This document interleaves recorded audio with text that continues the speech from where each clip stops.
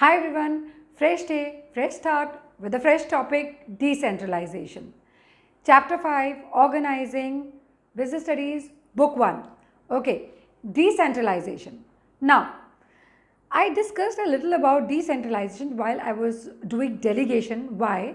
Because a doubt came to my own mind that sometimes children may get confused that how do we differentiate while delegating authority, what is decentralization? But that concept was not elaborated much. Now, when something happens between two people, okay, I have made a small kind of some figures, stick figures. When two people, they share authority, responsibility, as well as the subordinate is accountable to superior. This is known as delegation. So when it is between two people, it is delegation. Any two people, it's delegation. But when it happens to the lowermost level, it becomes what? It becomes decentralization. It becomes decentralization, and if it is just nearest to the point of action, that is to the lowermost level, it is again what? Decentralization. So these are your workers out here, right?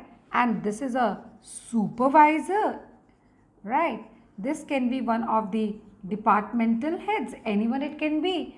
And this is somebody at the top level, maybe MD if you can take it as, right? So when MD says something to departmental head and departmental head says something to the supervisor and supervisor shares it with the workers. Now supervisor is the person who is just very near to the point of action. He is the one who is very near to the point of action. So when the authority travels down to this lower level, point of action, because point of action is workers जिनसे काम कराना है. So point of action तक जब authority travel down करती है, nearest point of action तक आती है, to the lower most level आती है, उसको हम क्या बोलते हैं? Decentralisation. Okay, if the MD keeps the authority, I just bring another colour pen. Okay, if the MD keeps the authority with himself, right?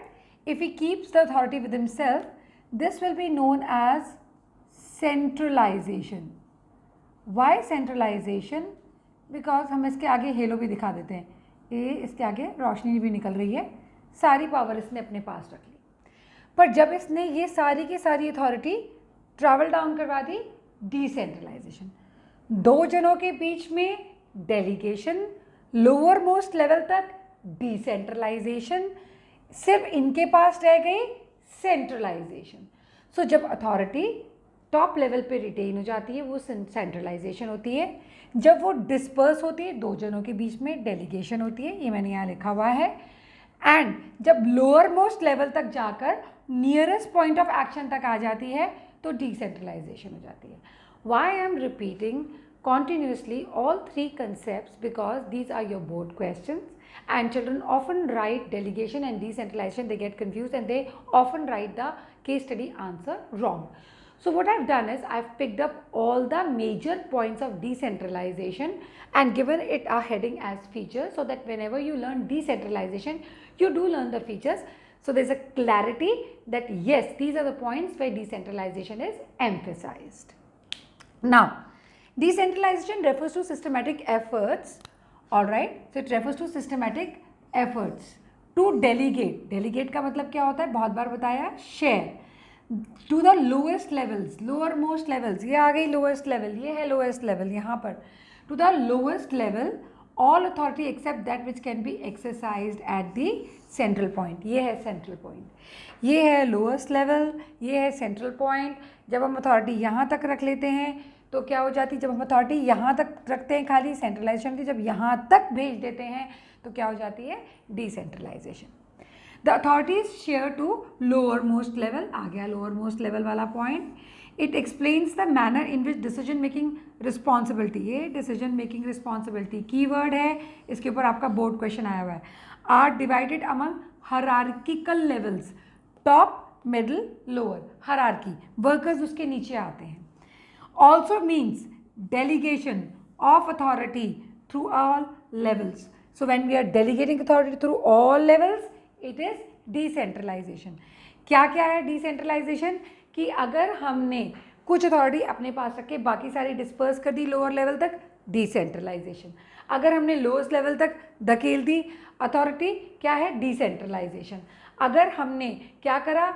Decision making responsibilities divide कर दी hierarchy में, टॉप मिडिल लोअर लेवल, क्या है? Decentralization. It also means delegation of authority throughout the levels, सब levels पे जा रही है. मान लो 5 लेवल है हमारे पास, 5 लेवल पे जा रही है, decentralisation. So the decision making authority is shared with lower levels and placed to the nearest point of action. ये बार बार मैं कह रही हूँ, नियरेस्ट पॉइंट ऑफ एक्शन कहाँ है? ये है supervisor is in contact with the workers. The decision making authority is pushed down the chain of command. This is called a chain of command, superior and subordinate. Okay, this is the chain of command between superior and subordinate relationship. So this is what defines your decentralization. Also, when decisions taken by the lower level are numerous, बहुत सारे decision कौन ले रहा है? Lower level, काफ़ी decisions ले रहे हैं, as well as important, जबकि वो major decisions भी ले रहे हैं और बहुत सारे decisions भी ले रहे हैं. So an organization can be regarded as greatly as a decentralized one. So उस तरह के ऑर्गेनाइजेशन को हम क्या कहते हैं? डिसेंट्रलाइज्ड ऑर्गेनाइजेशन कहते हैं. दो लोगों के बीच में क्या है? डेलीगेशन है, लोअर लेवल तक गया डिसेंट्रलाइजेशन है, टॉप लेवल पे रह गया सेंट्रलाइजेशन है. राइट? क्या है यहाँ पर हम कंसेप्ट को क्लैरिफाई कर रहे हैं सेंट्रलाइजेशन और डिसेंट्रलाइजेशन के. बेसिकली ये हमने प्रिंसिपल में भी किया हुआ है, principle of centralization and decentralization. यहाँ सिर्फ मैं एम्फेसाइज कर रही हूँ, आपको बता रही हूँ कि कैसे आप इसको डिफ्रेंशिएट कर सकते हैं. Right? So centralization and decentralization कैसे? On the basis of meaning. जब हम अथॉरिटी टॉप लेवल पे रिटेन करते हैं, retention of authority at the top level, it is centralization. लेकिन जब उसको हम डिस्पर्शन कर देते हैं लोअर मोस्ट लेवल तक, तो हम उसको क्या बोलते हैं? Decentralization. Centralization is preferred in small organization. छोटी ऑर्गेनाइजेशन होती है, बहुत ज़्यादा डिसेंट्रलाइज इसलिए नहीं होती कि बहुत सारे लेवल्स नहीं होती, एक ही जना काम कर रहा था, तो वो centralize way of system of working होती है. छोटी ऑर्गेनाइजेशन है, एक बंदा काम करता है, हैंडल कर लेता है, सारी डिसीजन मेकिंग अथॉरिटी उसकी थी. जैसे सोल प्रोप्राइटरशिप फर्म, बहुत ज़्यादा डिसेंट्रलाइज डिसीजन मेकिंग नहीं होती है. Preferred in a large organization, जैसे ही वो सोल प्रोप्राइटरशिप बड़ी हुई और वो कंपनी फॉर्म ऑफ ऑर्गेनाइजेशन बन गई, तो top level decision making authority retain करते हैं, लेकिन लोअर मोस्ट लेवल तक बाकी भी शेयर कर देते हैं authority. So it becomes a decentralized और kind of organization. Alright, so मैंने यहाँ पर लिखा है need, obvious need for management hierarchy. ठीक है? एंड यहाँ पर it obvious need for higher management position. अगर हम देखें तो यहाँ पर सेंट्रलाइजेशन में मैनेजमेंट हायरार्की मतलब एक्चुअली दिखती है कहाँ है? सेंट्रलाइजेशन में नहीं है. लेकिन ये क्या कहता है? Management positions, top middle lower level. So सब चीज़ें क्लैरिफाई होती है कि सेंट्रलाइजेशन का क्या रोल है और डिसेंट्रलाइजेशन का क्या रोल है. कहा जाता है कि क्या चाहिए ऑर्गेनाइजेशन में, आपको सेंट्रलाइजेशन चाहिए या डिसेंट्रलाइजेशन चाहिए. तो ये कहा जाता है कि there is a balance between centralization and decentralization. दोनों चाहिए होते हैं एक ऑर्गेनाइजेशन में. ऑर्गेनाइजेशन खाली सेंट्रलाइज नहीं हो सकती, ऑर्गेनाइजेशन खाली डिसेंट्रलाइज नहीं हो सकती. फ्योल ने अपने प्रिंसिपल में ये भी कहा है कि everything that increases the workload of subordinate is decentralization and everything that decreases the workload of subordinate is centralization. तो बिल्कुल ट्रू है. अगर आप अपने वर्कर से काम नहीं कराना चाहते, सेंट्रलाइज ऑर्गेनाइजेशन, आपकी ऑर्गेनाइजेशन छोटी सी है, आपको रिक्वायरमेंट नहीं है, तो सेंट्रलाइज रखिए, नहीं तो आप क्या करिए, उसे डिसेंट्रलाइज कर दीजिए.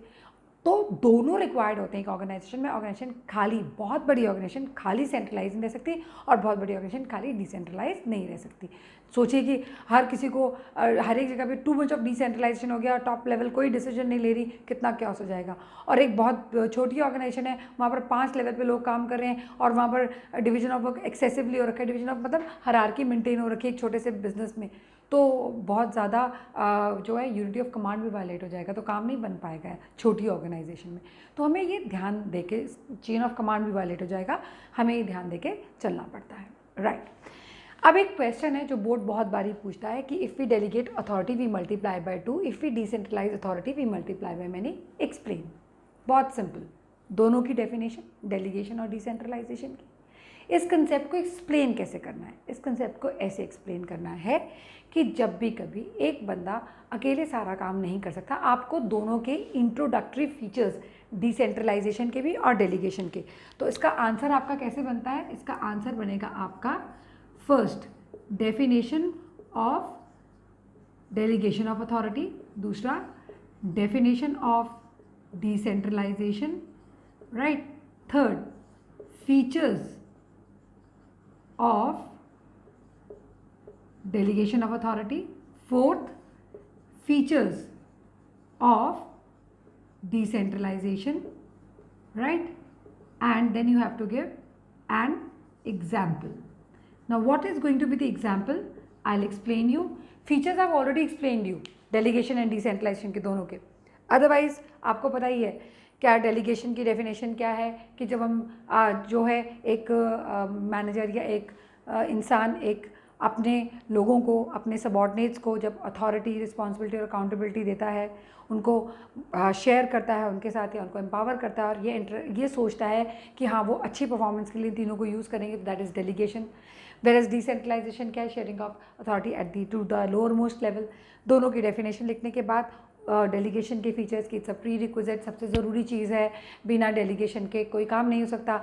एक इंसान अकेला काम करते करते थक जाता है तो उसको काम क्या करना पड़ता है? शेयर करना पड़ता है। जब वो काम शेयर करता है तो वो डेलीगेशन हो जाती है, और जब वो डेलीगेशन करता है तो ये वहाँ तक ठीक है, डेलीगेशन जो है वो एब्डिकेशन नहीं होता। सबॉर्डिनेट हमेशा जो है, जो भी है, जो जिसको हमने डेलीगेट की अथॉरिटी, उसको वो बंदा हमेशा अपने सुपीरियर को आंसरेबल होता है। तो ये सारी चीज़ें लिखने के बाद आपने सिंपल एग्जाम्पल क्या मेंशन करना है इसमें कि जब एमडी अपने प्लांट मैनेजर को वर्क देता है, ठीक है, ये क्या है? डेलीगेशन है। लेकिन वही चीज़ प्लांट मैनेजर अपने सुपरवाइजर को दे देता है, वो क्या हो जाएगा? Decentralization. Is it clear? So when these two people are working together, this is known as what? Delegation. ये डेलीगेशन है,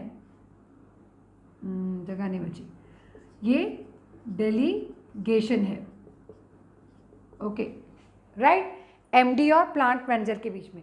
लेकिन जब सेम काम from MD to plant manager और प्लांट मैनेजर सुपरवाइजर को दे देता है, तो ये सब जगह पे ये क्या बन जाएगा? ये बन जाएगा डिसेंट्रलाइजेशन। ये हो जाएगा डिसेंट्रलाइजेशन, ये हो गया डिसेंट्रलाइजेशन। सो ये क्वेश्चन बोर्ड में कई बार ही आया हुआ है। I just pick this up. If you understand the concept of delegation and decentralization, this question is easy to answer, but do mention this example. That's why I've made again stick figures out here to make you understand कि दो जनों के बीच में क्या है? Delegation है, but जब ये इधर तक चली जाती है तो क्या हो जाती है? Decentralisation. Alright, so we continue with the decentralization importance. We've already done concept of decentralization, we've done the features, we've done difference between centralization and decentralization, we've done the differentiation between delegation and, not exactly differentiation, but we've done this question: if we delegate authority we multiply by 2, if we decentralize we multiply by many. Now we're going to start with importance. Before I start with importance, I'll just let you know that delegation importance and decentralization important, the points have some kind of overlapping, almost mean the same thing except for the headings where and involvement of one extra level. When we talk about it develops the initiative among subordinates, what are we talking about? Decentralization helps to promote self-reliance and confidence amongst the subordinate. Why this happens? Because superior is sharing the work with subordinate. This is because when lower manager levels are given freedom to take their decisions, right? Because decision making level is actually shared till the lowermost level, and who's at the lowermost level? The supervisor. They learn to depend on their own judgment, so they become self-reliant, they become They're able to take decisions on their own. Decentralization helps to identify those executives who have necessary potential to become leaders. So we can easily promote them.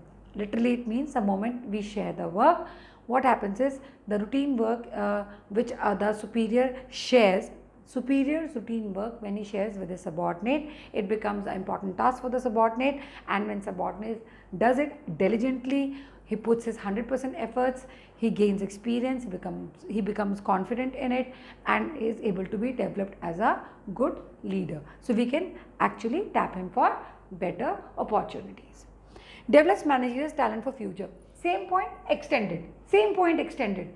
Now those people who are self-reliant, confident, are able to work 100% better, and they are able to show their results and are able to coordinate better, they are the ones, whenever there is a new project, they are the ones to be chosen for it. So the future manager is already well trained, staff is already there for you to just tap their hidden potential or capabilities and use them in the organization. So formal training helps them to develop skills. They are able to handle assignments independently. Whatever assignments here doesn't mean your homework kind of assignment. Assignment actually means that the work which has been given by the superior to subordinate. जो routine वाला काम. Decentralization gives them a chance to prove their ability. So their capability is tapped.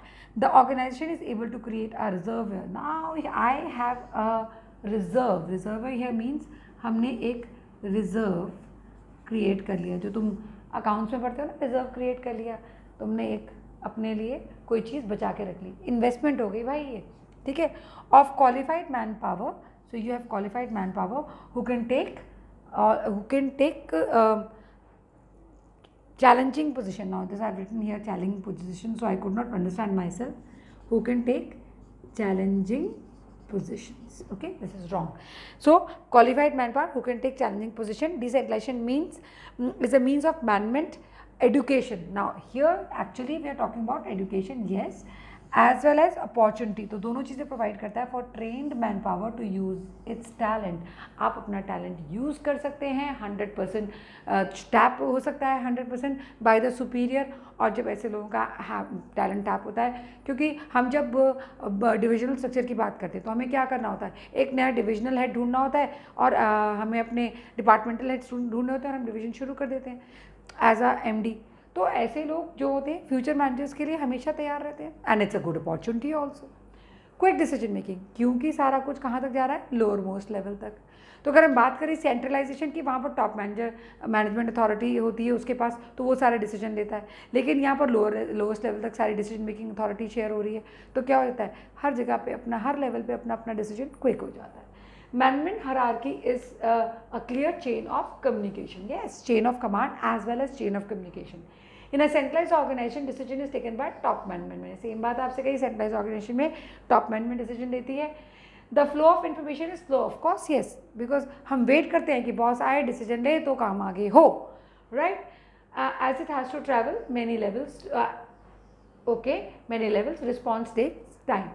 In a decentralized organization, decision is taken at all levels out to the nearest point of action. So therefore no approval needed, decision making is quite fast.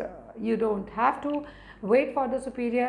जैसे जैसे level है वैसे वैसे काम चलता जाएगा. Like I'll just give you an example. Again, I'll draw these stick figures out here.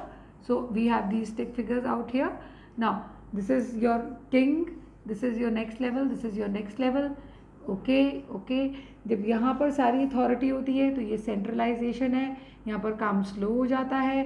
लेकिन जब ये लोअर लेवल तक चली जाती है, ये अपने लेवल पे डिसीजन ले रहा है, ये अपने लेवल पे डिसीजन ले रहा है, तो यहाँ पर डिसीजन मेकिंग अथॉरिटी क्या हो जाएगी, कंपैरेटिवली फास्टर हो जाती है. एंड ऑफ कोर्स इसके नीचे यहाँ पर वर्कर्स हैं, तो ये वर्कर्स जो है नियर पॉइंट ऑफ एक्शन है, ये नियरेस्ट पॉइंट ऑफ एक्शन है, ये nearest point of action, right. Relief to management. Decentralization क्या करता है, हाँ, टॉप मैनेजमेंट का जो बर्डन है उसको रिड्यूस कर देता है. काम शेयर हो गया, क्या हो गया, टॉप मैनेजमेंट को एक्चुअली में रिलीफ मिल जाता है, क्योंकि somebody else is dealing with the task. और अब टॉप मैनेजमेंट क्या करती है, वो ज़्यादा इंपॉर्टेंट डिसीजंस ले सकती है, या कोई चीज़ जिसमें प्रायोरिटाइज करना है उसके ऊपर काम कर सकती है। Decentralization reduces the amount of direct supervision. ये कोई अब जब डिसेंट्रलाइज कर दिया तो हम ये जब सुपरवाइजर रखा है वर्कर्स को देखने के लिए, तो हमें इन सबको देखने की ज़रूरत नहीं होती, बस इनको काम बताया और लोग अपने आप काम करते हैं। There is a freedom to act and decide with limit set by the superior. Of course supervisor जो है, ये जो है सुपरवाइज़र हैं, ये हमेशा अपनी लिमिट में, ये अपनी दायरे में ही काम करेंगे। सुपरवाइज़र उससे बियॉन्ड नहीं जाएंगे, इनको अपनी लेवल पता है, otherwise will be thrown out of job.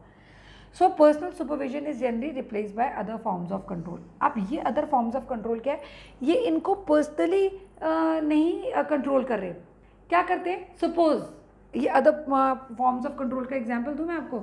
इन्होंने ना आपके लिए प्रॉफिट का टारगेट, प्रॉफिट का, प्रोडक्शन का टारगेट सेट कर दिया। ओके, अगर आपके लिए प्रोडक्शन का टारगेट सेट हुआ तो ये कौन हो आप, प्रोडक्शन मैनेजर हो। ठीक है, अगर आपके लिए प्रॉफिट का टारगेट सेट हुआ है तो आप कौन से वाले हो, प्रॉफिट मतलब कि सेल्स ज़्यादा करने का टारगेट सेट हुआ है, सेल्स इंक्रीज करने का, तो आप कौन से डिपार्टमेंट से हो, मार्केटिंग से हो। टारगेट सेट कर देते हैं। अब क्या करा आपने, मार्केटिंग, ये मार्केटिंग वाला है, आपने एज एमडी आपने मार्केटिंग वाले को कहा, मार्केटिंग वाले ने सुपरवाइजर को कहा भाई प्रोडक्शन कराओ। ठीक है, या मार्केटिंग वाले ने सेल्स एग्जीक्यूटिव वाले से कहा कि भाई सेल करो, प्रोडक्शन मैनेजर ने प्रोडक्शन वाले से कहा प्रोडक्शन बढ़ाओ। हो गया ना, अपने आप ही कंट्रोल हो गया। अब लोग काम करने में ही जुटे रहेंगे, किसी को कंट्रोल करने की ज़रूरत ही नहीं है। Alright, top management can actually they can give more time, so they can devote more time to important policy decision rather than putting efforts at operational level. अब lower level पे concentrate करने की ज़रूरत नहीं है। So decentralization is at its best when it is when actually आपकी decision making authority at lower level बहुत ज़्यादा है और active है lower level, तो इसका मतलब decentralization is at its best। ठीक है, when checking on lower level is least, checking least है और वर्किंग मैक्सिमम है। Alright, next point is facilitates growth. Decentralization क्या करती है, ग्रोथ फैसिलिटेट करती है। कैसे, आपके पास फ्यूचर मैनेजर्स रेडी है, ठीक है, आपके पास बेसिकली डिसीजन मेकिंग क्विक है, सब लोग काम कर रहे हैं, तो आपको क्या करना है, एक डिवीजन या डिपार्टमेंट ऐड करना है और इनको अपने वहाँ पे प्रमोट करना है। आप जब मर्जी या एक्सपेंशन की बात कर सकते हैं। So decentralization awards greater independence to lower levels of management as well as divisional and departmental heads. Same thing.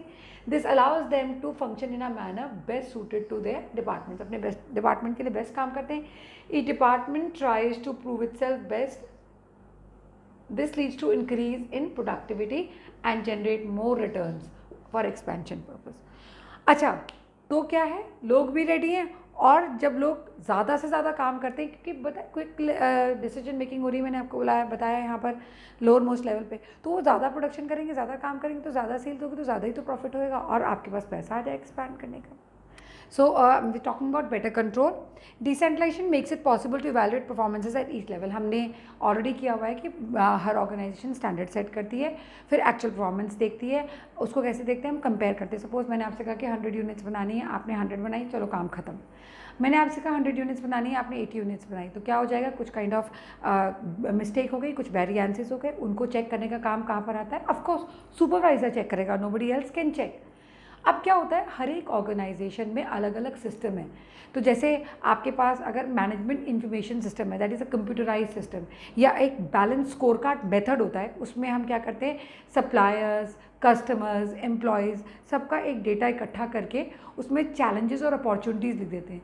तो अलग अलग इनोवेटिव तरीके निकालते हैं लोगों को चेक करने के लिए, लोग मतलब कि यहाँ वर्कर्स को चेक करने के लिए और हर एक चीज़ को चेक करने के लिए कि कोई वेरिएंसेस ना आए, कोई डिफरेंसेस ना आए।